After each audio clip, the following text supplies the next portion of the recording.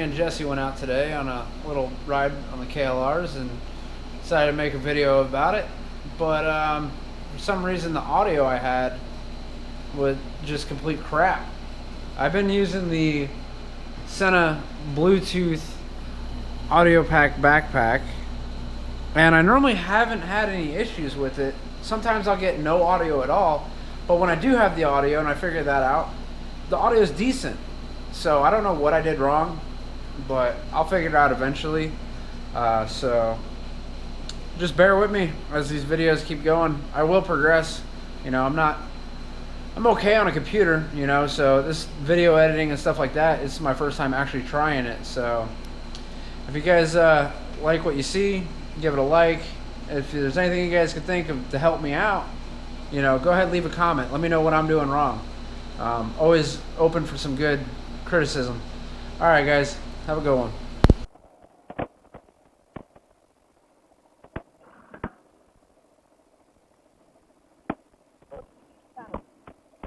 Full throttle junkie. Full throttle junkie. Yeah. Alright man, take it easy.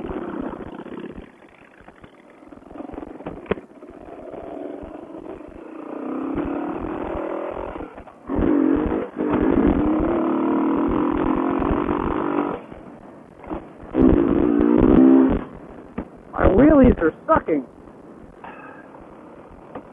What is up, the tube of yous?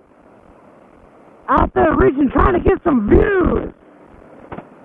Just another day in sunny South fucking Florida. Woo! I love these bikes, man. Let's take a left up here. Nice. All right. So me and Jesse decided that we're gonna go out and make a little video for you guys to kind of explain on why it was we got the KLR 650. My number one reason, it does wheelies.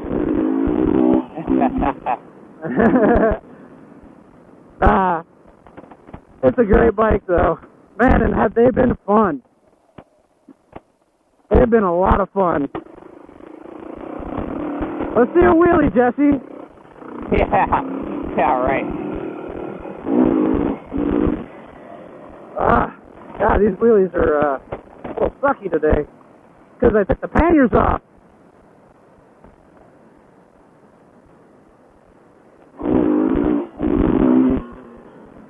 It's just like coming up just a little bit, little baby wheelie.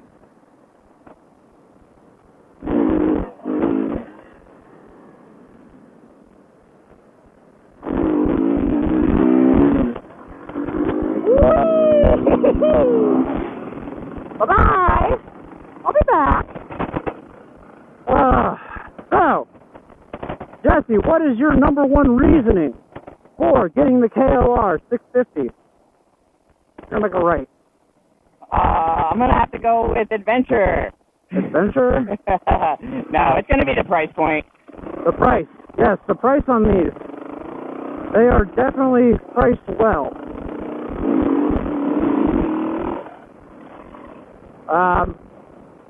You know, Jesse picked his up, you know, for a decent price, and it had panniers on it. It had, what else did it have? That's pretty much it. Mirrors, had the shifter mirrors. knob. IMS shifter. That's pretty much it. It had the stock windshield. Had the stock windshield, yep. So, the things that we have put on it have been the Tusk crash bars, the Pro Taper handlebars, the grips, the steering dampener, that thing is nice, the windshield, and then the Pelican case. Oh, and the phone mount. Phone mount, yep. Yeah.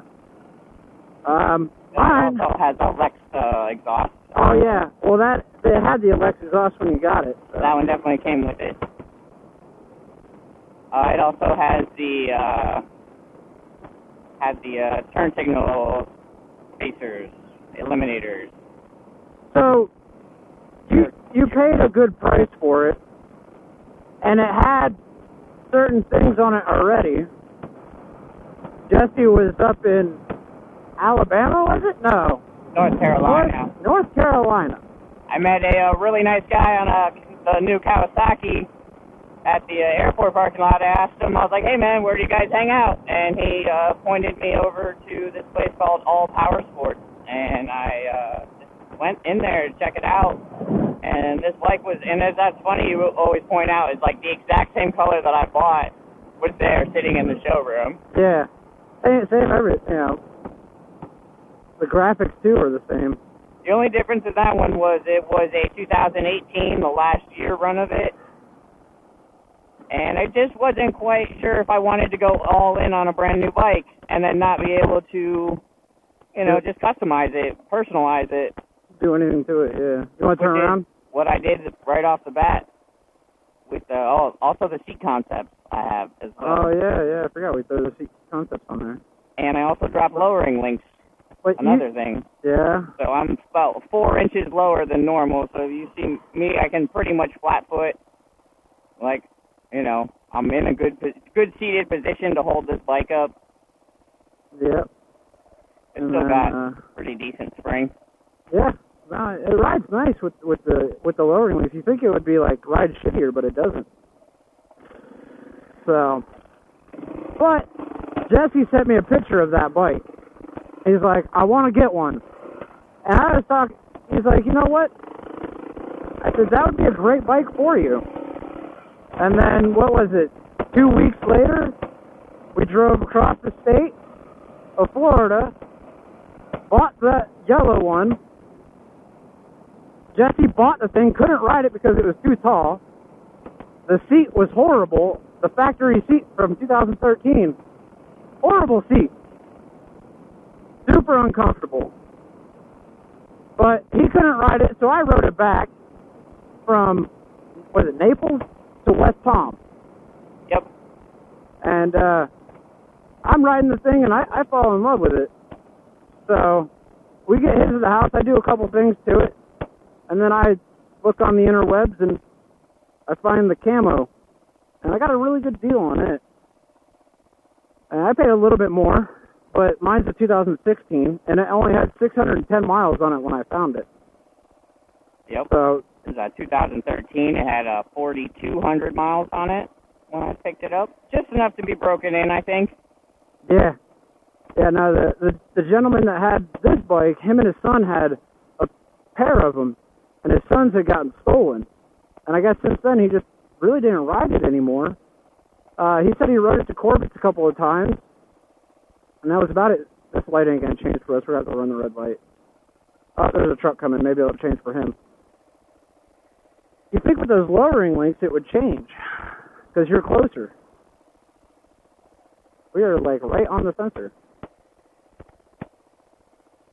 Okay, see, he's going to turn. And he's going to turn. So we're just going to have to run the red light. Oh, it's changing. There's a car behind us now. See, yeah, as soon as that car hit those sensors, it started changing. So, some upgrades I have done to mine. Not much really, other than the windshield. Some stuff panniers. Top box. Oh yeah, the box on the back, the Harbor Freight box at that. Oh, and the tank bag that originally came with his, but he didn't like it, so it got put on mine. Oh, and then I didn't, the front sticker, which isn't on YouTube yet. I forgot. I haven't shown the front sticker yet. Right on. Now, do you have the upgraded pegs as well? Oh yeah, yeah. That's the one mod that the guy did. Was the upgraded peg. Yep, right on. And you also have a magnetic drain plug in the works? Yeah, it's sitting on the shelf because I'm not going to change my oil as soon as any earlier than I have to, because the oil I have in here is $60. Fair enough. It is also an upgrade I put on this bike. The magnetic drain plug. And it's also a little bit more sheer. But the reason being another reason why we got them is we want to go explore things. We could say, hey, look, there's a trail over there. Let's go check it out. Camping. I love to just pack everything up and go camping. And I planned on doing it with the Triumph. When, with the Speed Triple, I was going to take that up to North Florida and go camping up at Spirit of the Swanee. But that would have been, like, very minimalistic. Like, I didn't have anything for it. That would literally been like a sleeping bag and a tent strapped to the back. And that was it. But now I got the Tusk panniers, which I don't have them on right now, because it is a little bit daunting when you're just cruising.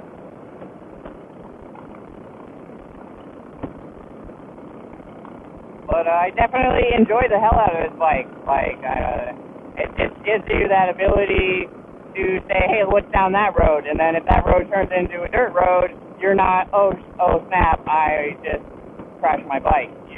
I literally also had that experience with it. Running down a road I was unfamiliar with. In the distance, it looked like white concrete. And it was not white concrete, it was gravel. And full of potholes. And I was probably doing about 45. And here I am on a bike that's in one piece. And I think any other bike that I had chosen I would have eaten it. I think the V-Strom would have handled it. Well, I meant sport bike, or if I had a chopper or something like that, if I chose a different style of motorcycle. Oh, yeah, you would have. Which would have been possible, because I definitely wanted to step up into the 650 range, 700 range, to do a little bit more highway stuff. But I feel like the KLR just has that, the true median. It truly is both bikes. Yeah, I mean, a big factor, I'm able to do this where we can just cut through a very small neighborhood, 15, 30 miles an hour. The bike is extremely comfortable, extremely maneuverable. But it'll get out on the highway, and it will run. It will go, 1,000 miles. I mean, countlessly have we run into guys who are like, oh, I drove it 6,000 miles across Russia. Yeah. And I mean, like, that's like one of the best reviews you could get from a bike. Alright, well, that's going to go ahead and conclude this little video. It's going to be a short one, but a fun one at that. That'd been fun. So if you like our content, please leave a comment, like it, and hit that subscribe button if you care to see any more of the KLR adventures of Jesse and Jesse. Good night, everyone! The super experienced rider and super novice. I'm not that experienced. I'm an idiot. Nah, whatever. I'm an idiot. I just missed this turn. Sorry, thank you. Where are you going? Come on. Thank you. I don't know. You're going to go all the way down and turn around, aren't you? I gotta find somewhere. A little bit of hard. Actually, I'm just... Hey, I've seen that. You made it. No, I went off. But there was hard pack, so it wasn't like a dip. You didn't fall, so... I did not fall.